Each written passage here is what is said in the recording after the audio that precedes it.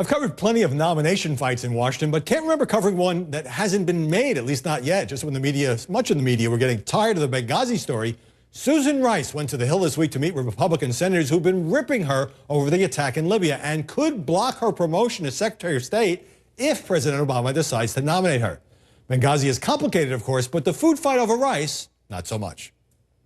Here's Susan Rice. Misled the American people. She didn't tell them the truth in spite of all the evidence that we now know to the contrary that she had available to her.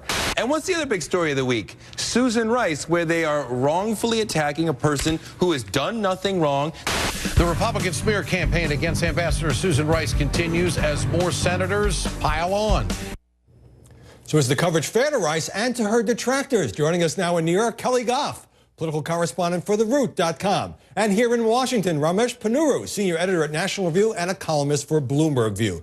Kelly Goff, isn't it odd for the press to be covering a nomination that hasn't happened based on a closed-door meetings between Susan Rice and Republican senators where we don't actually know what was said?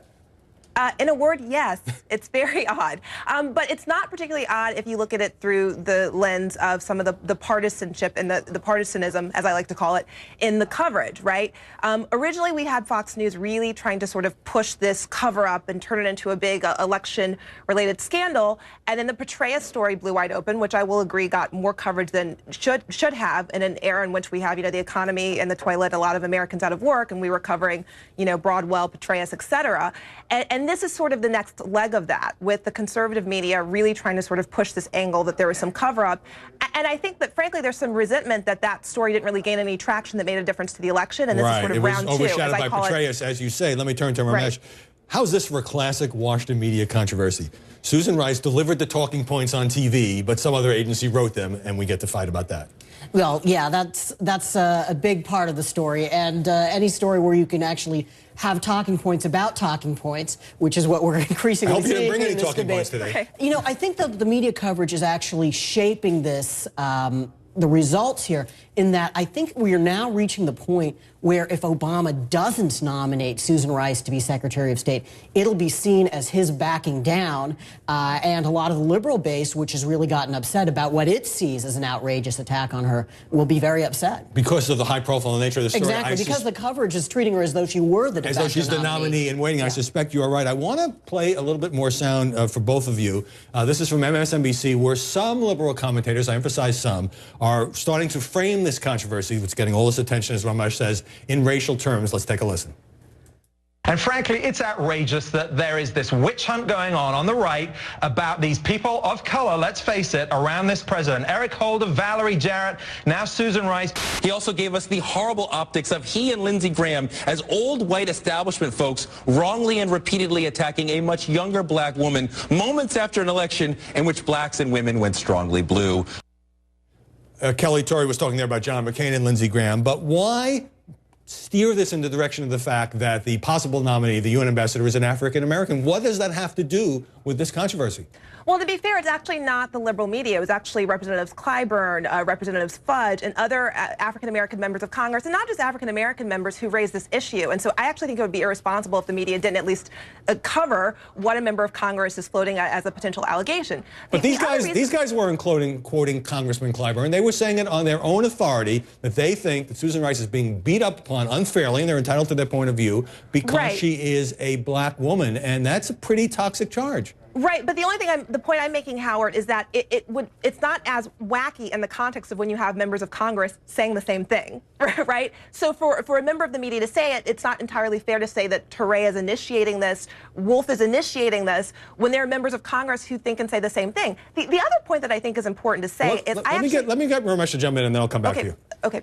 Yeah, I mean, I think that the underlying charge here is patently absurd. I mean, as was actually pointed out in real time to Richard Wolff, McCain supported Condoleezza Rice's nomination to be Secretary of State. He obviously doesn't have any problem with black women being in that position. So you could say he's being partisan, but not racially that's right. I mean, you motivated. can say it's unfair, you can say it's partisan, but I think that specific charge is just outrageous. And yeah, I completely agree with Kelly that members of Congress have been making this charge, and it ought to be reported that they're making this charge. But I think commentators who are adding fuel to that fire are being foolish and irresponsible. Can I respond a little bit, though, on on one place where I really disagree, is that I don't think anyone's going around saying Senator John McCain hates black people and is this raving racist. I do think that the questions, though, that they raised are worth exploring in the context of the fact of, it's sort of like, Howard, the only way I can explain this is it racist to call someone lazy? Is it racist to call someone cheap? Is it anti-Semitic to call someone cheap?